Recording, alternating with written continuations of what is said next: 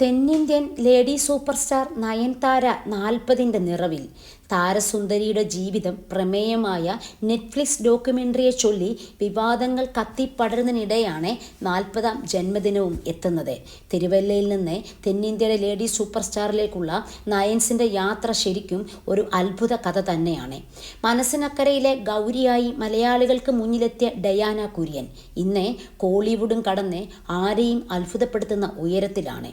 മലയാളത്തിൽ നിന്ന് തമിഴിലേക്കും പിന്നീട് തെലുങ്കിലേക്കും ഒടുവിൽ ബോളിവുഡിലേക്കും അതിവേഗം ചുവടുമാറ്റി വിസ്മയകരമായ യാത്രയിലാണ് ആരാധകരുടെ പ്രിയപ്പെട്ട നയൻസ്. വെള്ളിത്തിരയിൽ ആരെയും അത്ഭുതപ്പെടുത്തുന്ന 20 വിജയ വർഷങ്ങൾ പിന്നിട്ടാണ് നയൻതാര 40ാം ജന്മദിനം ആഘോഷിക്കുന്നത്.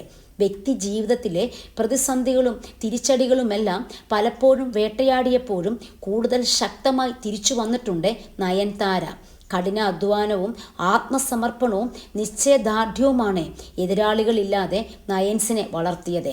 താരചക്രവർത്തിമാർ മാത്രം അരങ്ങുവാഴുന്ന തമിഴകത്തെ നയൻതാരയ്ക്ക് വേണ്ടി നായിക കേന്ദ്രീകൃത സിനിമകൾ തിയേറ്ററുകളെ ഇളക്കിമറിച്ചതോടെയാണ് തെന്നിന്ത്യൻ ലേഡി സൂപ്പർ സ്റ്റാർ എന്ന വിശേഷണം മലയാളികളുടെ സ്വന്തം നയൻസിന് സ്വന്തമായത്. 2 പതിറ്റാണ്ടിനിടെ താരസുന്ദരിമാരിൽ പലരും വന്നു പോയെങ്കിലും തെന്നിന്ത്യയുടെ അന്നത്തെയും ഇന്നത്തെയും ഒരേ ഒരു ലേഡി സൂപ്പർ സ്റ്റാർ മറ്റാരുമല്ല. ആരാധകർക്ക് ജന്മദിന സമ്മാനമായി നയൻതാരയുടെ ജീവിതം പ്രമേയമായ ഡോക്യുമെൻ്ററി നെറ്റ്ഫ്ലിക്സ് പുറത്തിറക്കാൻ ഇരിക്കെയാണ് വിവാദങ്ങൾ തലപൊക്കിയത്. ഞാനും റൗഡി താൻ സിനിമയിലെ 3 സെക്കൻഡ് ദൃശ്യങ്ങൾ ഉപയോഗിച്ചതിൻ്റെ പേരിൽ നടനും നിർമ്മാതാവുമായ ധനുഷ് 10 കോടിയുടെ വക്കീൽ നോട്ടീസ് അയച്ചതോടെ കോളിവുഡ് കണ്ടത് അസാധാരണമായ താരപ്പോരായിരുന്നു.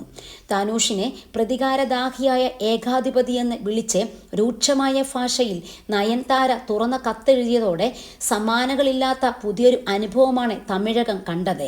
വിവാദങ്ങൾ ഡോക്യുമെൻ്ററിക്ക് കൂടുതൽ ജനകീയത നൽകുമെന്ന് കരുതുന്നവരും ഉണ്ട്.